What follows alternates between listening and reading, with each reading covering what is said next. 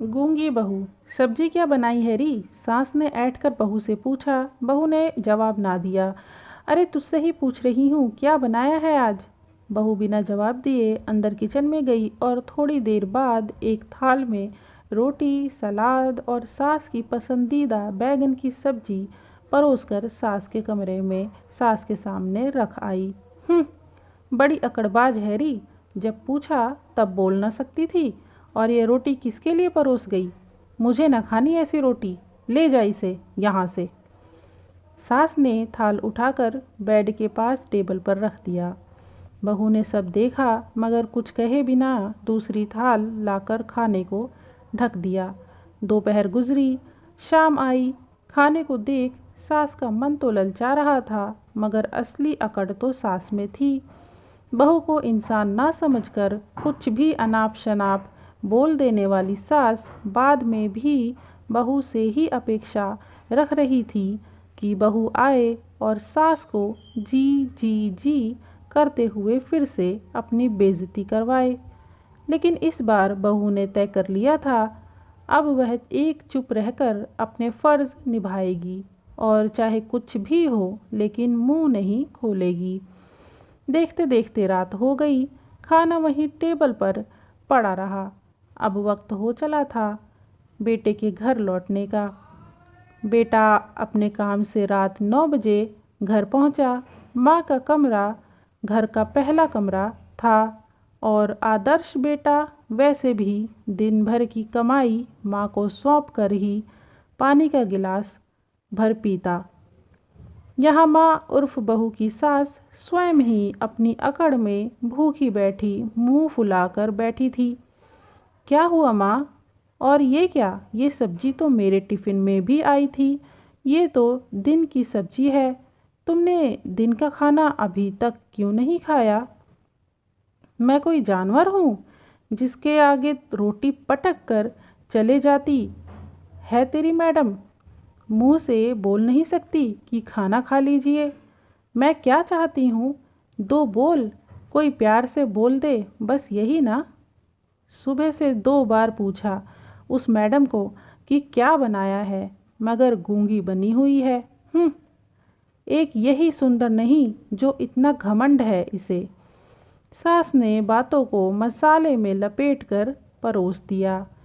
बेटा भी जानता था कि ये आए दिन का किस्सा है माँ का, इसीलिए करते माँ को बहलाता रहा।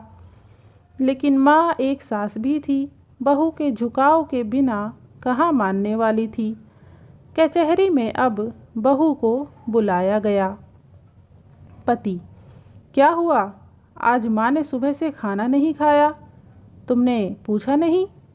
बहू ने गर्दन हिलाई और कहा, मैं नहीं बोल सकती। सास का पारा चढ़ गया।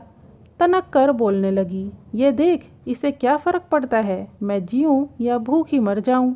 इसकी अपनी माँ ने भी यही सब किया होगा, तभी ऐसा सीख गई। अब बहू के बर्दाश्त की सीमा पार हो चुकी थी।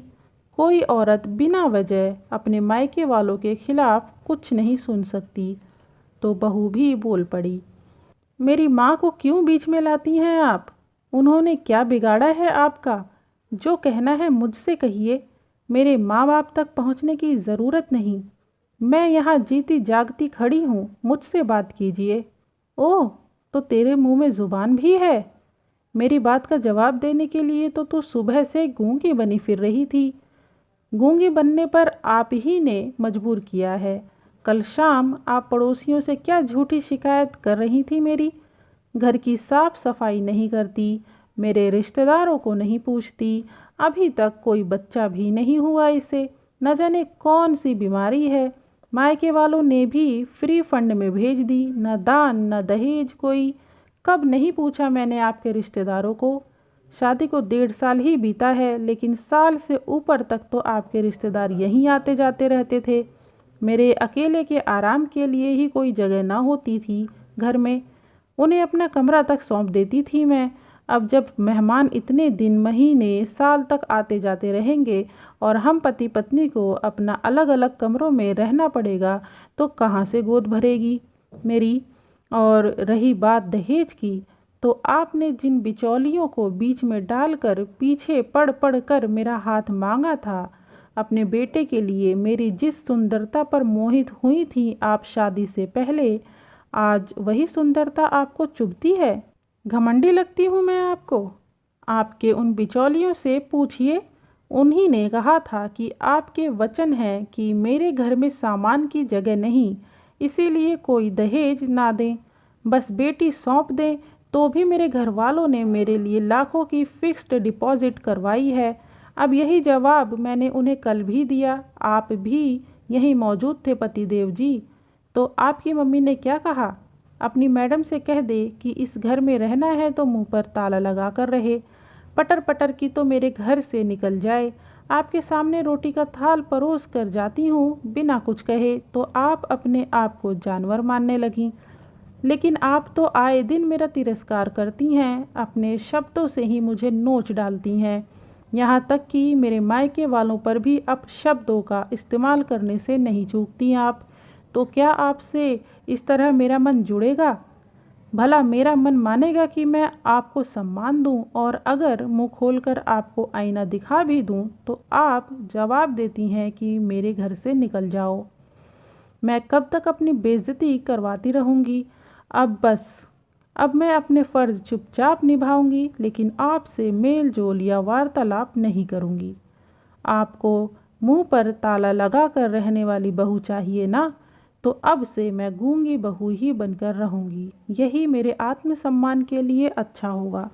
बहू के वचन सुनकर सास मौन थी, लेकिन कब तक यह तो कोई नहीं जानता था।